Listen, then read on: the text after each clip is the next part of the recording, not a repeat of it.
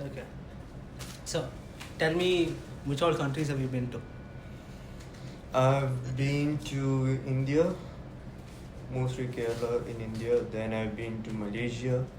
I've been to Thailand, Phuket. I've been to Oman.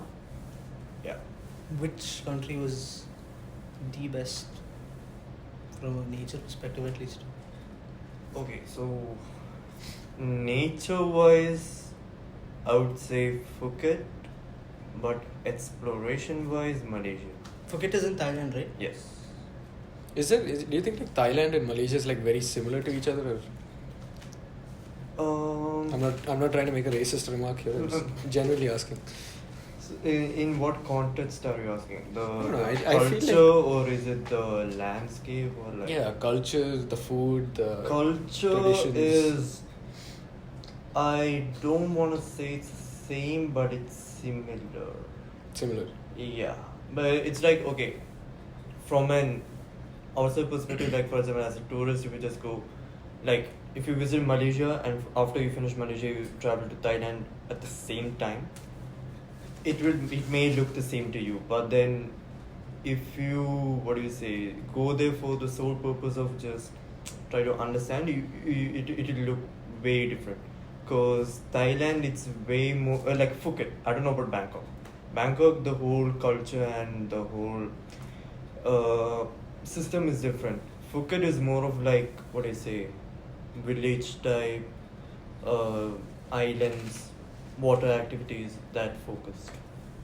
So culture wise, it's more narrow, whereas Thailand culture is way more narrow because it's majority by the Thai people, and Malaysia, it's a mix of cultures where it's Like there's Tamil Malays. yeah, and what else? Tamil Malays, Chinese Malays, and Malaysians. One eternity later. Okay. Yeah. Excuse him. He's just having a tough time. We were having a good flow, dog. I was pressing my hand to like make it caused me pain to not. I couldn't watch it. ओ भाई मारो मुझे मारो I'm done. Good to know. So as I was saying, food. Yeah. You're saying it's very different from each other? Yes, it is very different. Because Malay food has a combination with Chinese cuisine, Tamil cuisine. You know, before I went to Malaysia, I didn't know what Milo was.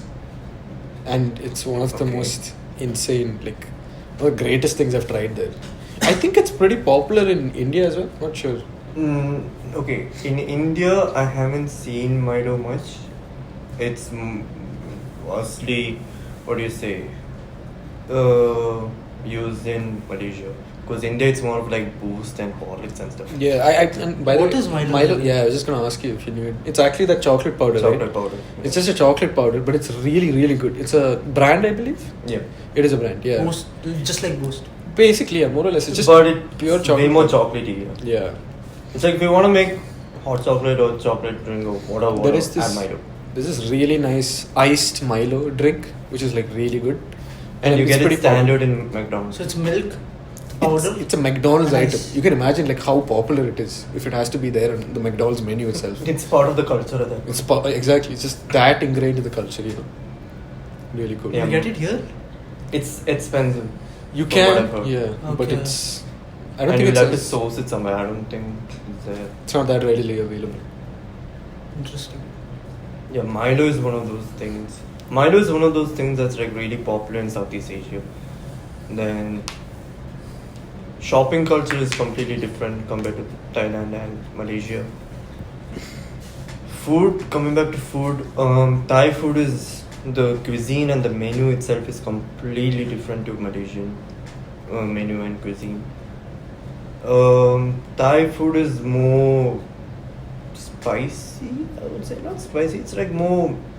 Is there more seafood or? Yeah, Thai food is way more seafood, I feel like. At least when I went to Phuket, it was more seafood oriented. When it was Malaysia, it is more of duck, chicken. I didn't see much of beef. It was or mutton. It was more of duck and chicken that was like dominant. When you went there, what is like one of the most interesting activities you've done there? So I have a habit of walking around without A plan? a plan. Yeah. So what I just do No is, plan. huh? No plan. No plan. So what I just do is I just go to Google Maps, just zoom out, and I just make a rough outline. So like, okay, in the like in a square type of thing. So in this box, I'll just walk around the whole thing. I don't have any plans. I don't have any places to visit. So I just walk the streets. And actually I studied there. So I was there for a long period of time. And once I started exploring, it was like, okay, take the metro, reach this place, start walking. I went through two shoes. Two shoes. Two pairs of shoes. Okay. Throughout my whole stay there. And Did they survive or? yeah. Yeah. Fair. It's no. Okay. But yeah, so just walk around, see the culture, Is it like, experience as much as possible. again, is it like India, like really muddy roads and, you know? No, Like, okay. way better infrastructure on the road. Way better. I don't understand how India's roads are, like not India's roads, Kerala roads are worse than anything compared to it. Because both have the same type of seasons. Mm-hmm. Because in Malaysia, it's sunny for like 5 minutes and raining for the next 20 and then back to sunny as if nothing ever happened. Right. Kerala, it's the same. It can rain, it can be sunny, but then the roads are, well, Just yeah, bad, yeah. very bad infrastructure.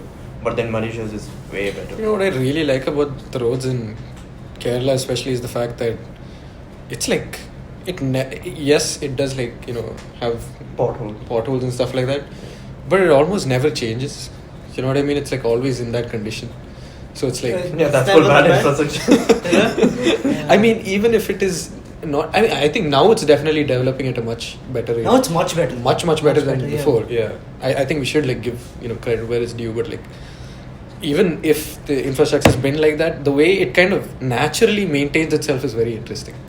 Even over the course of nature and like with how much ever rain or whatever seasons comes along, it's like really resilient. You know what I mean? Like if it was Yeah, in, like it doesn't go out of existence. Yeah. It just keeps either being existent there in its current condition or improved upon. exactly Like it does. exactly. Like the people don't let it go worse than. There's like a baseline. Yeah, there's like a baseline. Yeah. You don't let it go below that. Yeah. Because below that is death. Definitely. What about you? Like, have you traveled anywhere? I haven't personally traveled Actually, for I the think sake of traveling. a better question is there anywhere you want to travel? Solo, not like a family. Solo travel. Yeah. I really want to go to Amman, Jordan. Where is it? It's the capital of Jordan. What was it called? Amman. Amman. It's the capital of Jordan. Okay. I've So heard what's it's a special really there? historical place. Okay. There's a lot of historical sites, and I'm someone who really loves the Levant history. Okay. So I would personally. What's the go to- Levant history? It's the side. So Levant is Syria, Jordan, Palestine, Lebanon. Okay. So there's been a lot of history. Like the earliest of civilizations come from that region, Oh, really? thousands of years back here. So like it's said that the oldest city in the world that's been discovered is Damascus, which is in Syria. Whoa. So that's like the oldest, one of the oldest at least inhabited cities on the planet. So, What about the Vatican then? Is it also amongst the oldest? Or is Yeah, but there are two popular cities that I've personally read that are very old. One is Babylon, which is in Iraq, Yeah. and the other is Damascus, which is in Syria currently. So Babylon is kind of part of Levant, it's just a bit to the east. But Amman is like in Jordan, and it's one of those cities which has a rich culture. I would love to go to Damascus, and there's another city called Aleppo in Syria, which is really big. It's a big city. Aleppo? Aleppo. It's to the north. Is there anything in particular you want to see in these places or anything? I like think it? it's just the culture. I personally love the Levant food. Like shawarma just comes from Lebanon, and Yeah, you know, so amazing. So Amazing. the food there is really good. The culture there is also something I'm really interested in, and the historical sites. It's like if you go to like certain Palestinian restaurants here itself, you'll feel the vibe that if you go there, you'll feel it more authentically. Yeah. So I just love to. Syria now it's a bit more safe. So I probably also would love to go to Damascus now, but Amman is a bit more safer. So it's a Georgia, you said? No, sorry, Jordan. Jordan. So it borders Saudi Arabia to the west. Right. So really, Right. Okay. that's one place I'd really love to go to. It's not green or anything like that because it's mostly desert, no. For places like these, would you guys prefer to go there by car, by plane? What is your go-to? From here, driving there would be a task. It will be But it would very be kind of an adventure, no? yeah, but Or do you think it's like you'll have to go through like miles of Desert. desert. It'll be really boring. Yeah, I've driven to Salada before. In Oman. Okay. Yeah. How's From that? here, Yeah. oh, Yeah. It was like a 2-day drive or something. This is like long back, but then the boring aspect is emphasized. It's so boring. it's Cool. just barren desert. Yeah, barren. You'll be like on rollings. And you better pray that your car's kilometer per liter is good. Otherwise, there is no petrol pumps. There is the no mileage better be good, yeah. Yeah. So I went there with a sedan. If you're going with an SUV, pack extra petrol. Or if you're taking, don't take electric.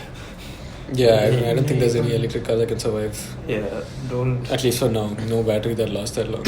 Yeah. Especially in that climate, right? How is the climate? It's hot. Always. Since it's always desert, it's hot. And at night, it does drop. But the issue is, it's not recommended to drive at night. Because those roads are used by trucks. So obviously, we know that driving on truck lanes is Yeah, like driving there at night, can you see anything? There's no street lamp, I assume, right? It's always, Okay, so there are certain areas that has street lamp, there are certain areas that has so it just comes, goes. comes. Salala. Interesting. Is there a place you want to go to? Me. It took a 2-year conversation and convincing to take him to one place. Just to come to Malaysia took Yeah. quite a while 2 years. of thought. Yeah. But I think I would want to go to, for no particular reason, I really like Greece. There are some areas in Europe I'd really like to visit. I think I'd like to visit Italy. Italy I like because it's I've heard it's such a small place. Small in the sense it's all tightly compact buildings that are close to each other.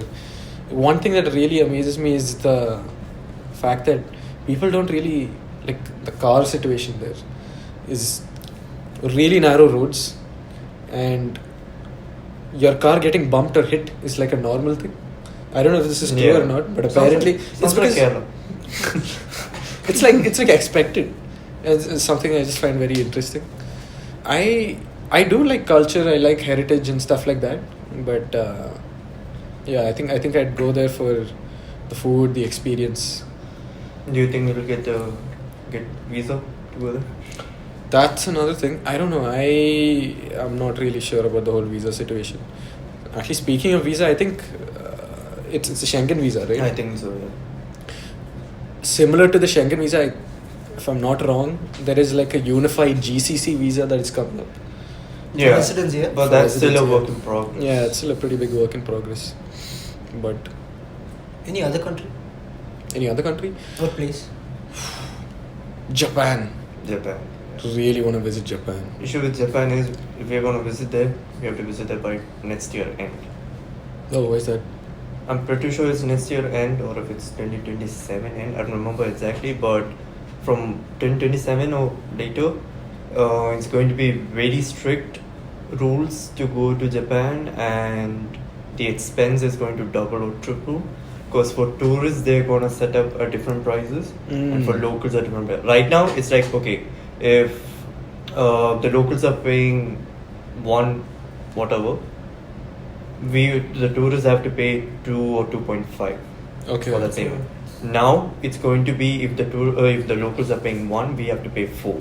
Oof. Yeah, so, but this is after the 2027 that, if I remember correctly, I read it as like, the reason they're doing it is because the tourism has grown so much and the visitors have become so much that they want to reduce it down. Reduce a it. bit, yeah. Okay. So that's one of the reasons I've read it as. And even the visa to go there, it's also going to be tough. But then Japan is amazing. Yeah, it's so The culture cool. there is great. Culture is Culture is insane. amazing. It's one of the cleanest places ever. That's Yeah. always amazed me. I Car know- culture is amazing. Oh yeah, car culture Car, is yeah, insane. yeah. JDMs, all the things you see there.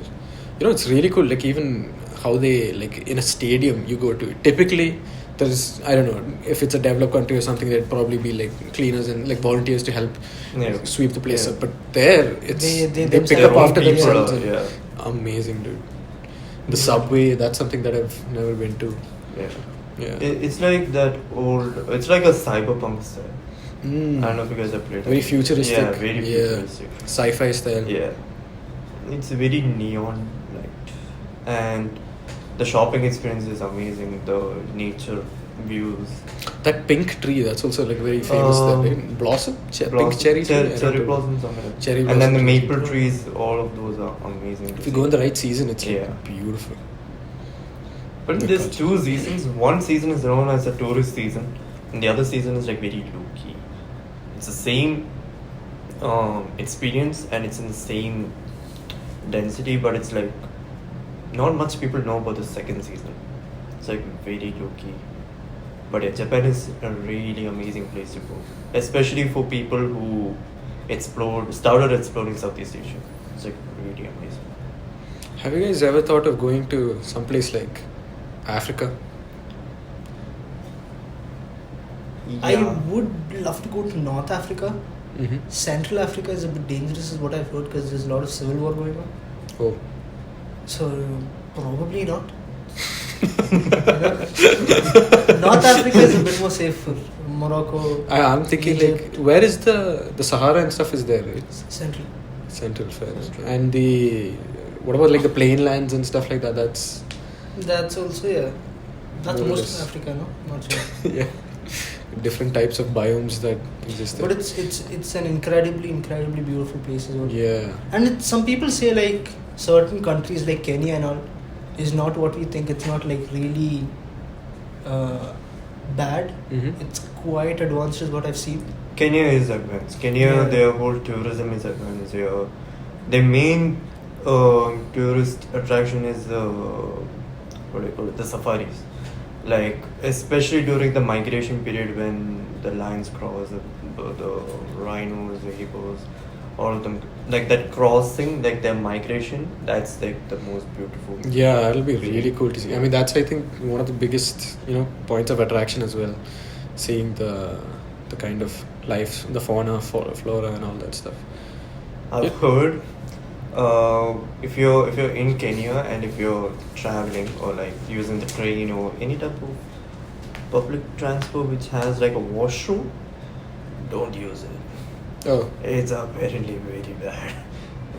why is that? You know anybody who's gone to Kenya? Yeah, Personally? my dad. Because we have suppliers from there, so Okay. I've heard it all. And also a lot of YouTube videos, like people who travel bloggers, you can see their videos, they all emphasize the same thing. But like that's out of like 1,000 good things, there's like that one bad thing. So it doesn't really It matter. doesn't, yeah. And also if you're saying it like a good place, who cares? Makes sense, yeah. Just hold it in. I was watching a podcast, an Arabic podcast, and there's this guy who just travels without recording. Mm-hmm. He's somebody who just, so the way he does is, you normally travel vloggers or something, they'll travel, they'll vlog, they'll upload, and then they make money, right? Yeah. The way he does it is he'll go to countries and he'll do these side gigs. So like when he was in Colombia or something, he used to be a nurse for young babies. So he used to change their diapers. That's what he used to do. He used to make money and he used to travel. And he's a very young guy, very, very young Saudi national. But the way he travels is he mostly like goes to. One interesting thing about him was he got stuck in the Ethiopian war, the civil war, and he had to walk about 40 miles. That's 40 insane. kilometers, To yeah. survive? Yeah, he was in the deep end, and then he had to walk. A few other civilians helped him, and he had to walk. And he said, when he reached the airport, so he started walking from Fajr, the morning prayer, and he reached the airport by Maghrib. And he said, I probably lost about 2-3 centimeters of my height because I walked so much that my bone just It's like went down. diminishing. Yeah. So Jeez. it's like the thing. But that's very interesting where people, they just love traveling so much that they There's start. some insane stories like that, no? There's Exactly. just one guy who swam an entire ocean. Yeah. Do you know that? I don't No. know, not an entire ocean. There was some really funny story. There's this guy who, I think he cycled from this, from one end of India to another end of India. Or he swam from like one ocean to the to Swam. swam. Aquaman, dog. Dude, it's insane. These people like who I don't even know where they get the energy, the capacity, the drive to like travel such insane distances. There are a lot of people who do these triathlons and stuff as well, right? Like Mhm. how they do it is beyond me, dude. Damn. Would you guys ever do a triathlon or something like that, or attempt to at least once in your life? Triathlon, I mean, for those who don't know, it's like a combination of swimming, cycling, running.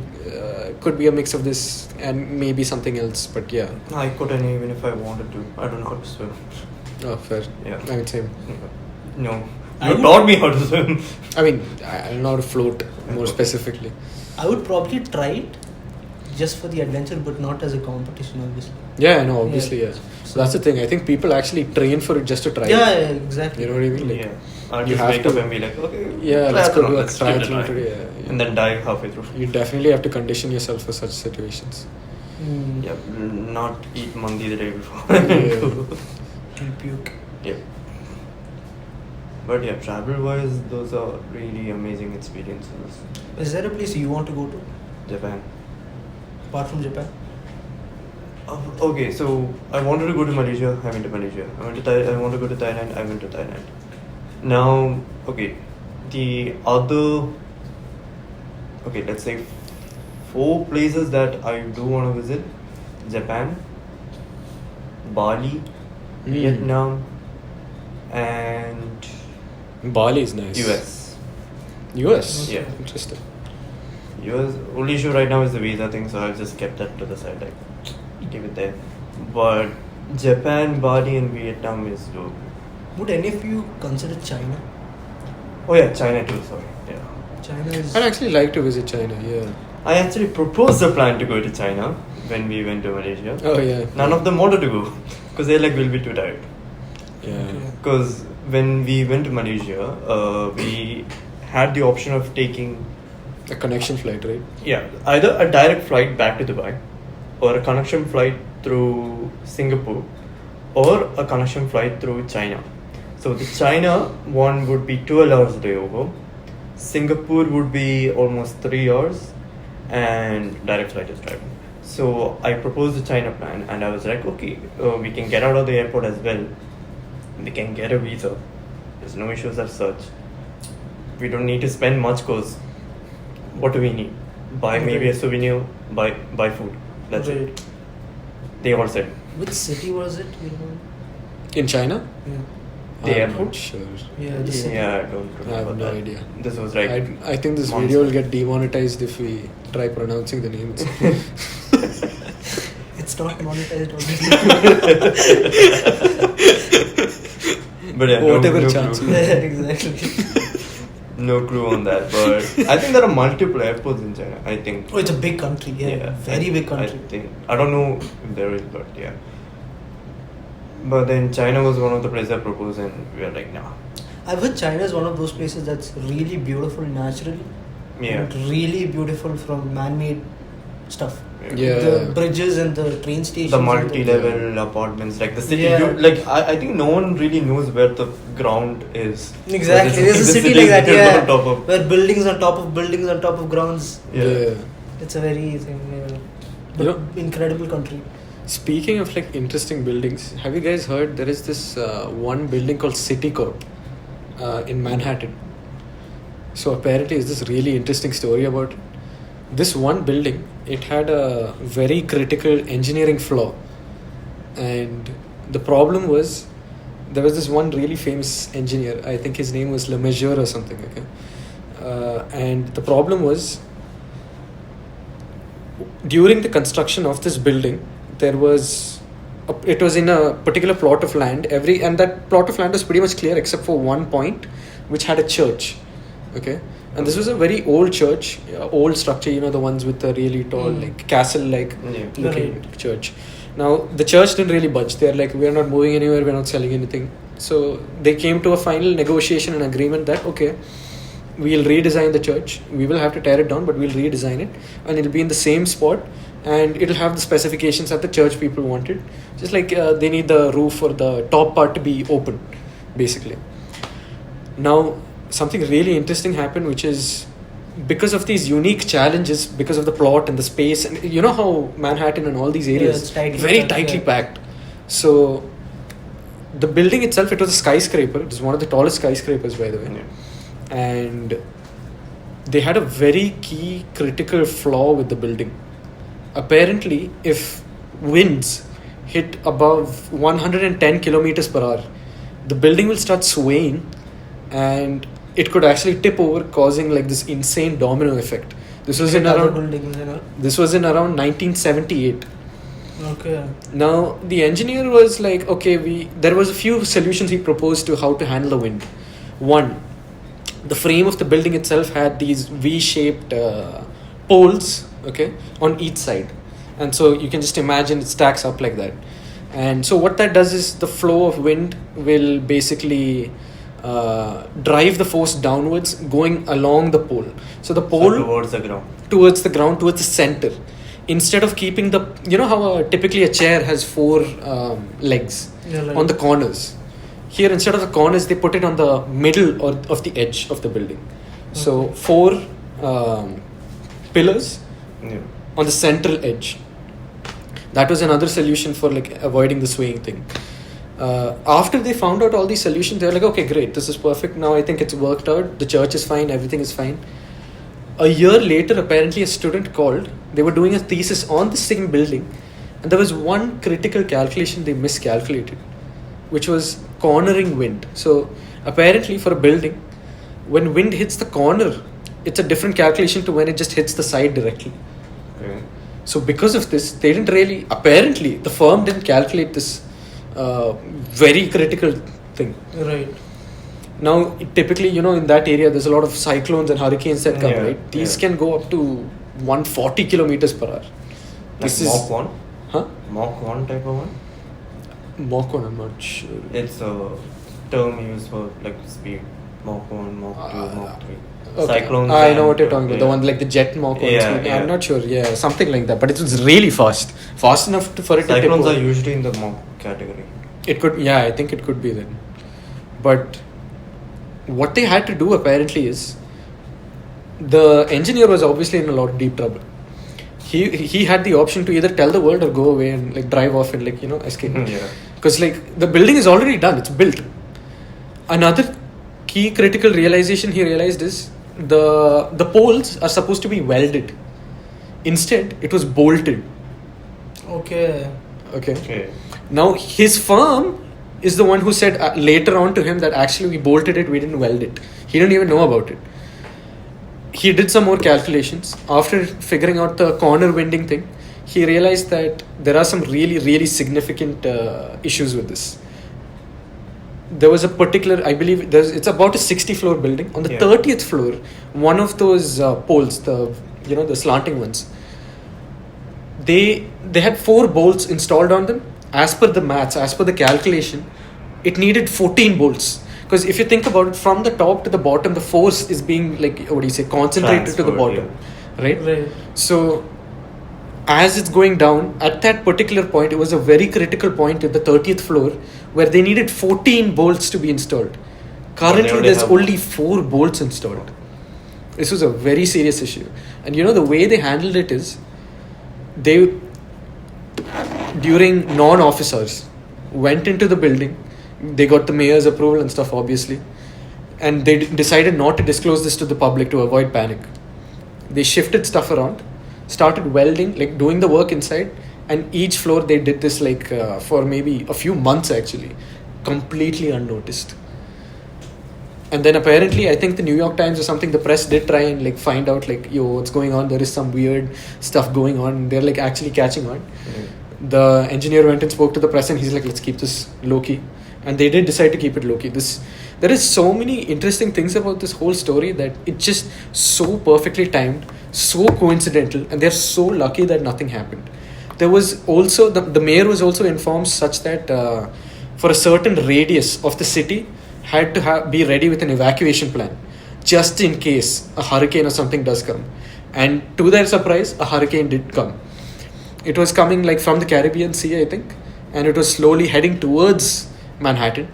But thankfully, last minute, apparently it derailed and started heading towards Canada. Okay. This was the closest call they had. Construction finished in October and nobody really knew about it. I think a year later, this was known as one of the most interesting engineering marvels / mistakes that was publicized. Damn. Insane, right? Like imagine nobody even knew about it, and there's just so many things that went right for that period. Crazy. Yeah. Manhattan. So cut Manhattan off the list. Okay, understood. Yeah. Awesome. Good talk. Yes. Good talk. Good talk.